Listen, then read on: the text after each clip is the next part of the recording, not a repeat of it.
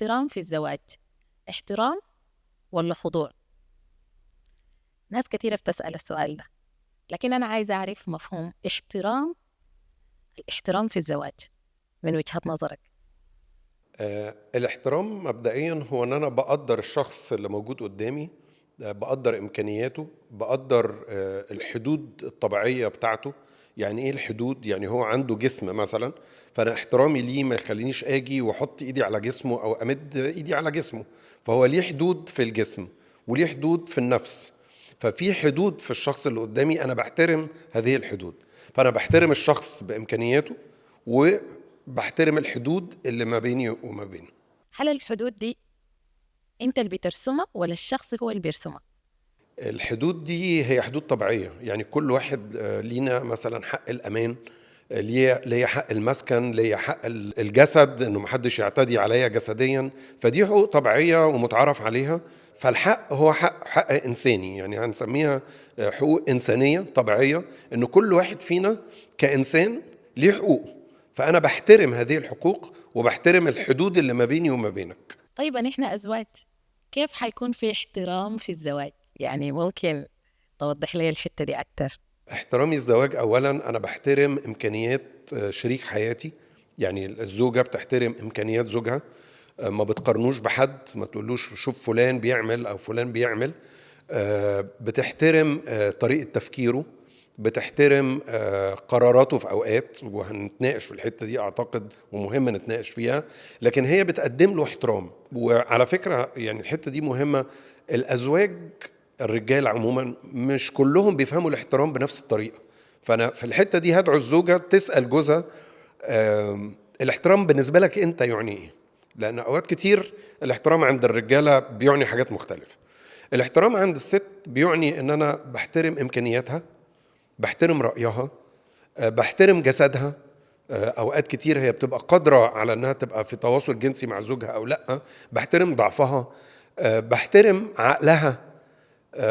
فالاحترام هو ان انا بقدرك على ما انت فيه، مش بحاول اغيرك ولا بحاول اقارنك ولا بحاول يعني اعمل منك صورة مصغرة مني.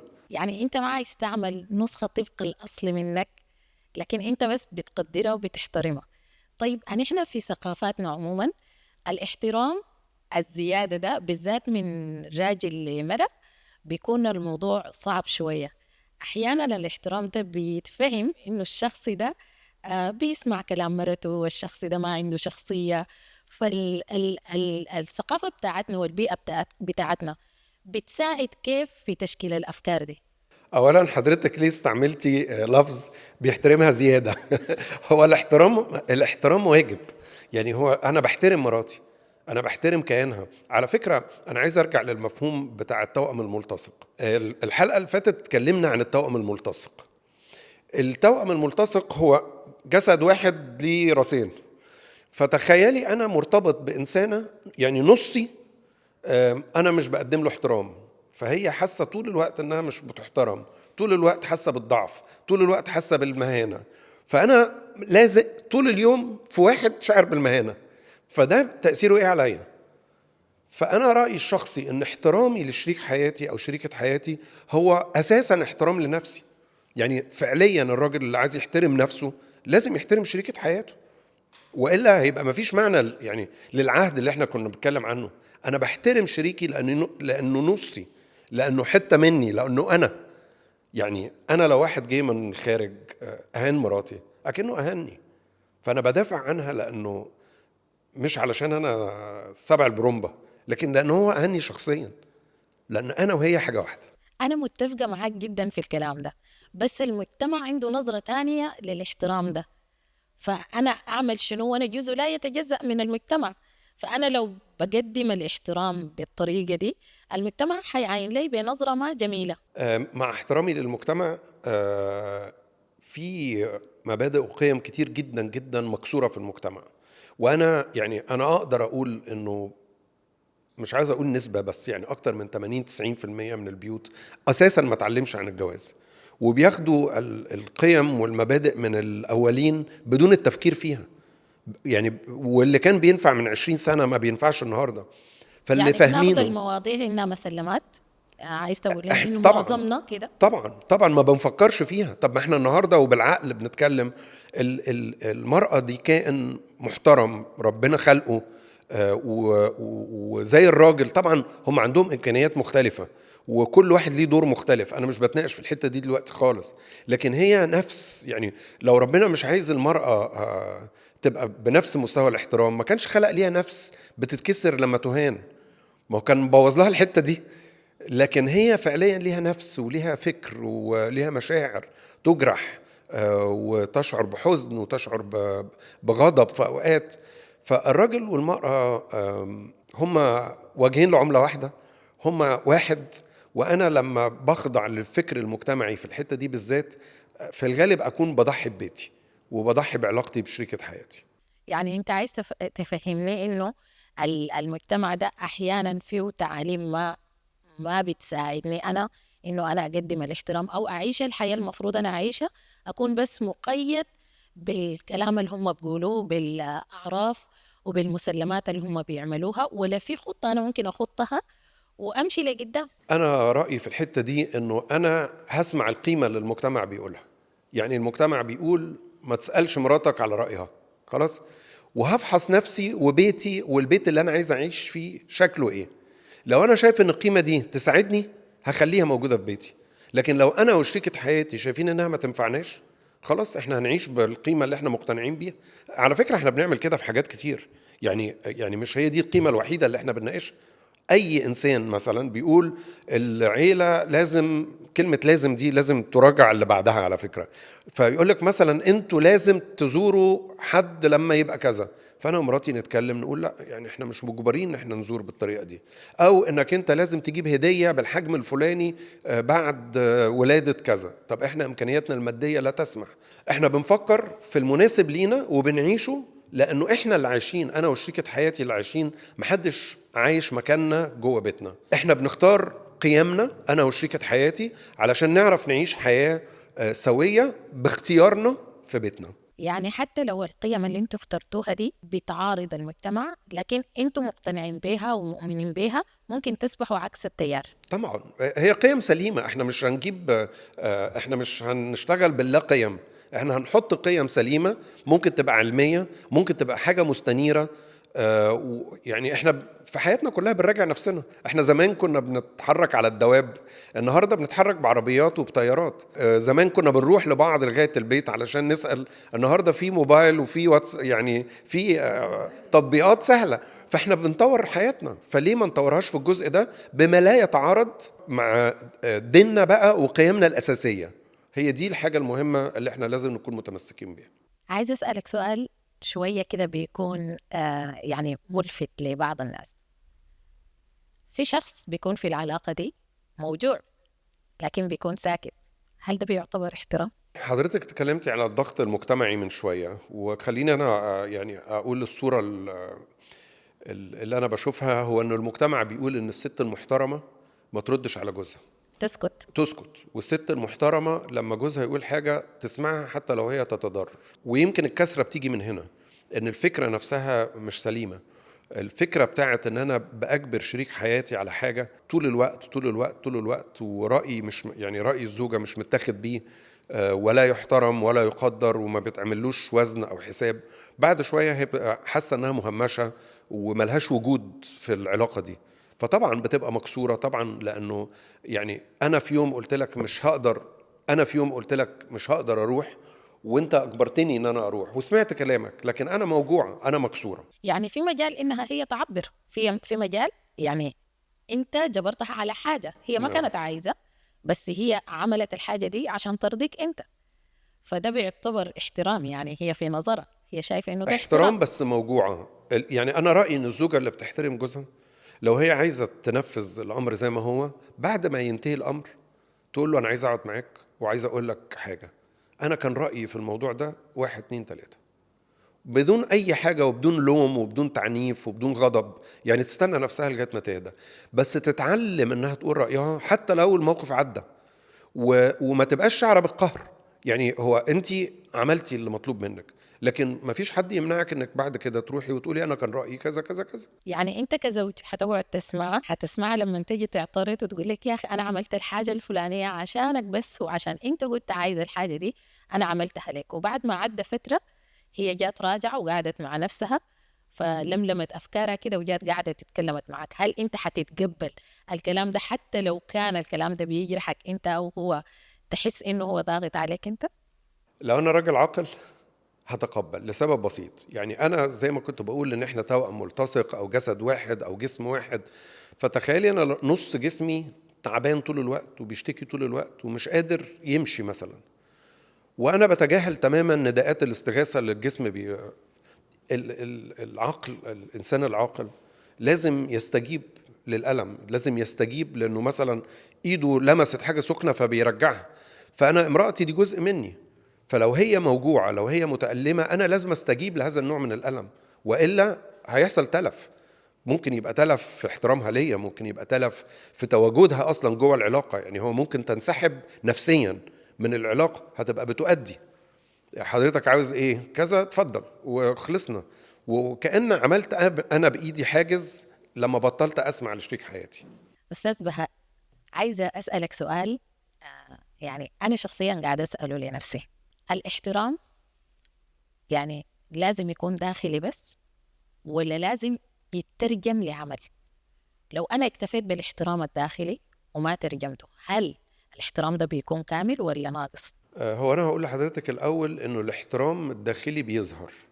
يعني انا لو شخص داخليا بيحترمني بيبان انه بيحترمني، فانا احب الاول اشتغل على الاحترام الداخلي واراجع نفسي. يعني انا احب الزوج يقول لنفسه انا بحترم مراتي قد ايه، وهل انا فعلا المفروض احترمها ولا لا، والزوجه تراجع نفسها. لما اتاكد من الحته دي لازم طبعا اعبر عنه. يعني اوقات كتير جدا الشخص بيحتاج ان انا اعبر له عن ان انا مقتنع بيه. يعني الزوج مثلا يحتاج للتشجيع، يحتاج انه لما يعمل حاجه كويسه زوجته تيجي تقول له حلو قوي دي حاجه كانت جميله.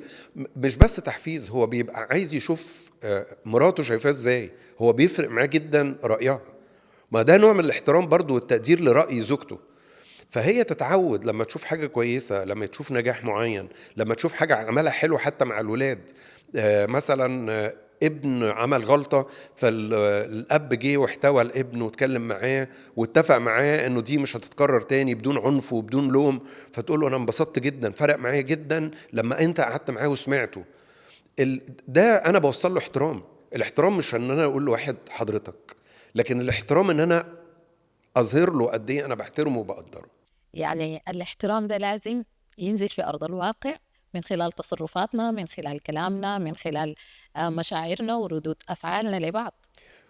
وجزء كبير من الاحترام ان لما ازعلك اجي اعتذر لك، اجي لك بعد ما الموقف حتى يعدي واقول لك حقك عليا، انا غلطت، انا ما كانش صح ان انا اضايقك بالطريقه دي. طبعا ثقافة الاعتذار عندنا دي يعني صعبة وممكن نبقى نتكلم عنها، بس هي لو شخص بيحترمني وغلط فيا ما ينفعش يكمل وكأن ما فيش حاجة حصلت. يعني جزء مهم انه حقك عليا، او انا اسف انا وجعتك، او انا اتضايقت، او الكلمة دي خرجت مني في وقت عصبية وانا ما اقصدهاش، فسامحني. ممكن أحترمك حتى وأنا زعلانة؟ هو الاحترام يبان وقت الزعل. يعني هو الاحترام في الارض السلام، يعني تمام احنا كلنا حلوين مع بعض، لكن بيبان لما نزعل قوي من بعض طبعا ان احنا ما بنعديش خطوط حمراء، ما نهنش بعض، ما نمدش ايدينا على بعض ابدا تحت اي ظرف من الظروف. احنا بني ادمين، احنا بشر، مش كائنات تانية غير البشر.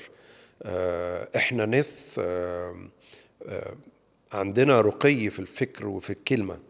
أنا أعتقد أنه في وقت الزعل ووقت الغضب أكتر وقت يبان فيه أنا قد إيه بحترم حدودي مع شريك حياتي. لكن أحيانا في ساعات الغضب وأوقات الغضب والزعل في مشاعر كتيرة بتطلع، فبتلاقي الواحد من الشريكين مثلا بيتكلم بأسلوب حاد جدا، فهل ده معناه إنه يعني هو بيحترمه بس هو كان في لحظة غضب فقام يتكلم كلمات ما جميلة أو مثلا جرح الشريك التاني، فهل ده معناه إنه أنا عشان اتصرفت التصرف ده في لحظة غضب معناه إنه أنا ما بحترمك؟ بصي حضرتك قلتي حاجتين. قلتي ان انا لما ببقى منفعل بعبر عن نفسي بصوت عالي، ودي هنتفاهم فيها. وقلتي ان انا بقول كلمات مش جميله. ايوه. لا، كلمات مش جميله ما تتقالش. انا لازم اخد عهد على نفسي ان انا في وقت الغضب مش هقول كلمات مش جميله، مش هشتم، مش هقل من اللي قدامي، مش ههينه، لان الكلمات دي بتاخد وقت كبير جدا للشفاء. يعني ممكن واحده تقول لجوزها هو انت مش راجل مثلا، يعني حتى لو صلحته، وحتى لو جت اعتذرت، وحتى لو جت قالت له ما اقصدش، اثر الكلمه ده ممكن يقعد 10 سنين جايين. في كلمات انا بسميها تكسير عظم، يعني انا بكسر عظم اللي قدامي عشان نخلص بقى الحوار اللي بيننا. الكلمات دي يعني انا لازم اخد عهد ان كان راجل او ست ان احنا مش هنستخدم الكلمات دي في بيتنا. ده معناه انه احنا محتاجين انه ندرب نفسنا انه في اثناء الغضب نحاول انه نعمل كنترول للغضب ده ونطلع، يعني عهدي على نفسك كده انه بدل ما انا اطلع كلمة كعبة اطلع كلمة كويسة مثلا، او اسكت اه لغاية ما الدنيا تهدى وبعدين اجي اتكلم. اه وانا يعني شيلي كلمه نحاول. أه. يعني انا مش عايز احاول، انا عايز ابطل. اوكي. انا هاخد عهد على نفسي ان انا مش وقت الغضب مش هطلع كلمه. يعني انا فعليا لما باجي اتكلم والاقي الكلمه اللي طالعه، ما كل واحد بيبقى مراقب كلامه، انا عارف الكلمه اللي طالعه دي هتوجع فين، فاقول لنفسي يعني ليه تقولها؟ علشان تعمل ايه؟ علشان تعمل حاجه هتقعد تخر عليك 5 6 شهور جايين؟ اسكت واهدى وعبر عن اللي جواك. على فكرة يعني احنا محتاجين نعبر عن اللي جوانا، فعبر عن اللي جواك، عبر عن الوجع، عبر عن الشعور بالإهانة، عبر عن أي حاجة، بس في هدوء يخلي اللي قدامك يسمعك ويقبلك. الجزء الأولاني كان اللي انا قلت لي خليه على جنب دلوقتي ده، هو ان انا صوتي يعلى وقت الحوار اساسا. وطبعا اللي صوته بيعلى في وقت الحوار عاده بتبقى المراه، والراجل بيشعر بالاهانه من علو الصوت. فانا عايز اقول للرجاله دلوقتي حاجه كده يمكن تفك اللغز ده. احنا الرجاله عندنا الفكر المنطقي هو اللي بيقود فكر متسلسل منطقي، وعندنا المنطق في حته والمشاعر في حته بعيده عنه شويه. فانا اقدر اقول كلام ممنطق جدا في وسط الغضب، ووسط كده اقول كلام 1 2 3 4 بالمنطق. الست المشاعر والتفكير قريبين قوي قوي من بعض، فاوقات كتير بتبقى بتحاول تعبر عن الفكره لكن ما بتعرفش توصل الفكره للاخر ضد هذا المنطق العظيم اللي الراجل داخل بيه، فالمشاعر بتدخل، فتبتدي صوتها يعلى شويه، او تبتدي دموع تنزل، او تبتدي يعني تصرفات هو الراجل ما بيبقاش فاهم. يعني احنا بنتكلم بالمنطق دلوقتي، حضرتك بتعيطي ليه في الوقت ده، او صوتك بيعلى ليه في الوقت ده؟ فانا عايز اقول للراجل اوقات كتير جدا الشطاره مش انك تغلب مراتك بالمنطق، الشطاره انك تقول المنطق بتاعك لكن تهدى وتسمعها للاخر. وانت افهم برضو ان لما هي بتعلي نبرة صوتها شوية وكانها عايزة توصل لك اللي جواها ومش عارفة توصله ازاي بالمنطق، فمشاعرها هي اللي قايدة. هي مش اهانة، وفي الحالة دي مش اهانة، هي مش بتعلي صوتها عليك، هي بس انفعلت شوية وهي بتتكلم. فده معناه انه فعلا يعني في يعني نسوان كتار لما يجوا يعبروا عن الحاجة دي اللي بيبكي اللي بتلقاها بتتكلم، يعني انت بتسمع بس كلمات بتطلع بس انت ما فاهم هي بتقول في شنو. فهل ده معناه انه انت كراجل مفروض انه تفهم زوجتك دي وتعرف انه المشاعر عندها يعني بيكون بينها وبين الحاجة دي شعرة؟ ايوه، انا كراجل مطلوب مني كده، بس انا لسه ما قلتش للست مطلوب منها ايه. يعني ما يعني الراجل مطلوب منه يسمع وما يتضايقش وما يزعلش من النبره العاليه شويه، ده الراجل.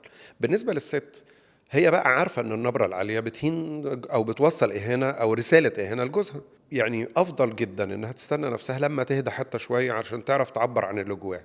من فضلك قولي اللي جواكي. انا ما بقولش ابدا ابدا تهدي وتبلعي الموقف وتعديه، في موقف طبعا تتعدى، لكن يعني خلي المبدأ دايما ان اهدي وحاولي تتحكمي في تون صوتك، لانه لو تون صوتي هو اللي هيقفل اللي قدامي يبقى مش في كل موقف اعلي تون صوتي واقول اصل هي كده.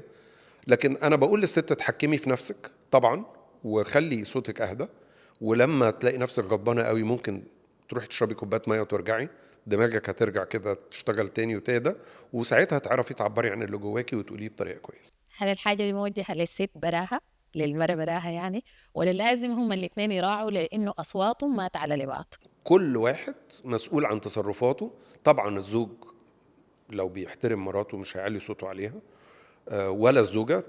يعني ده مش معناه ان احنا وقت الغضب لما بنعلي صوتنا او بنبقى منفعلين ان احنا ما بنحترمش بعض. اوقات بيطلع مننا كده، لكن ما تخليهاش عادة، وخليها دايما انه بلاش نتكلم في وقت غضب، لانه احنا عارفين وقت الغضب بيحصل فيه ايه.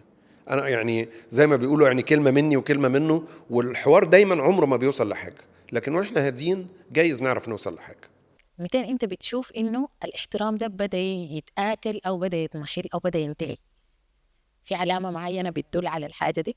علامات كتير، يعني علامات ان انا ما بحطش اعتبار لشريك حياتي، النداءات المختلفة منه، ان هو مثلا انا محتاج كذا محتاج كذا محتاج، بتجاهلها طول الوقت، بتكلم عنه بطريقة سلبية قدام الناس، لما بتكلم عنه بره بتكلم عنه بطريقه وحشه عنه او عنها، مش بتكلم يعني راجل قاعد بره في مجلس رجاله وبيتريق على مراته، هو يعرف ان هو يعني انا لو بحترم شخص مهما كان عمري ما هتريق عليه حتى لو كنت مع مين. ففي حاجات بتخليني اعرف انه حصل تآكل في الاحترام. وعشان ما يكون في تآكل في الاحترام، احنا كأزواج عموما افحص نفسك وشوف زواجك ماشي كيف. واهم حاجة انه الاحترام هي حاجة متبادلة، يعني ما فرضا على الرجل براه ولا على المرأة براها، دي حاجة انتوا بتعملوها الاثنين، وبرضه عشان تشوفوا زواجكم.